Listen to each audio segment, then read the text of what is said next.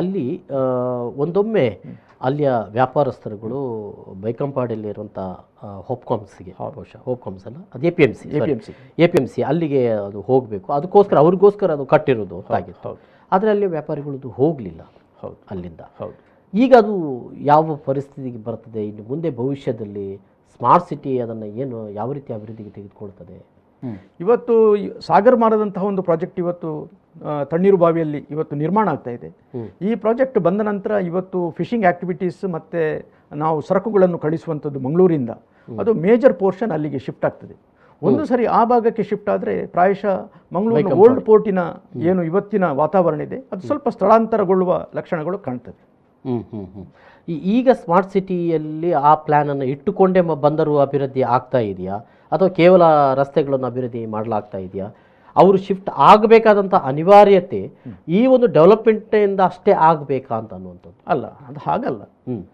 ಸಾಗರಮಾಲಾದಲ್ಲಿ ಇವತ್ತು ಮೇನ್ಲಿ ಫಿಶಿಂಗಿಗೆ ಸಂಬಂಧಪಟ್ಟದ್ದು ಮತ್ತು ಇನ್ನಿತರ ರಫ್ತುಗಳಿಗೆ ಸಂಬಂಧಪಟ್ಟಂಥ ಯೋಜನೆಗಳನ್ನು ಸಾಗರಮಾಲದ ಮುಖಾಂತರ ಇವತ್ತು ಏನೊಂದು ಹೊಸ ಪೋರ್ಟ್ ಇವತ್ತು ಅಲ್ಲಿ ತಯಾರಾಗ್ತಾ ಇದೆ. ಅಲ್ಲಿಯ ಮುಖಾಂತರ ಇನ್ನೂ ಹೆಚ್ಚಿನ ಕಾಮರ್ಸ್ ಆಕ್ಟಿವಿಟೀಸ್ ಅಲ್ಲಿಂದ ನಡೀತದೆ ಅಂತ.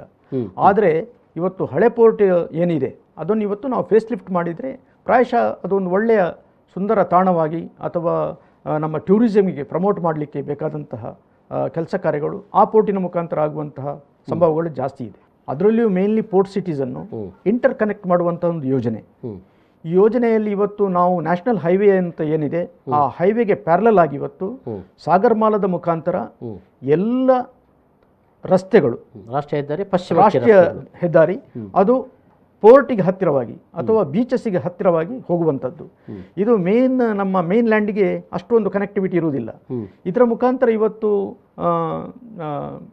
ನದಿ ತೀರದಲ್ಲಿ ಸಮುದ್ರ ತೀರದಲ್ಲಿ ವಾಸಿಸುವಂತಹ ಜನರು ಅವರೇನು ಪ್ರಾಡಕ್ಟ್ ಇದೆ ಅದನ್ನೊಂದು ಮಾರ್ಕೆಟ್ ಮಾಡುವಂತಹ ಒಂದು ವ್ಯವಸ್ಥೆಗೂ ಇವತ್ತು ಸರ್ಕಾರ ಕೈ ಹಾಕ್ತಾ ಇದೆ. ಅವರ ಪ್ರಾಡಕ್ಟ್ ಅಂದರೆ ಇವತ್ತು ಒಂದು ಮೀನು, ಒಂದು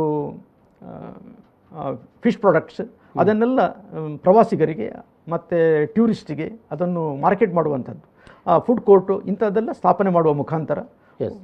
ಇದೀಗ ತಣ್ಣೀರು ಬಾವಿಯಲ್ಲಿ ಅದರ ಇನ್ನು ಎಷ್ಟು ವರ್ಷದಲ್ಲಿ ಅದು ಮುಗಿಬಹುದು? ಪ್ರಾಯಶಃ ಇನ್ನು 2 ವರ್ಷದಲ್ಲಿ ಅದು ಮುಗಿಬೇಕು ಅಂತ ಕಾಣುತ್ತೇನೆ.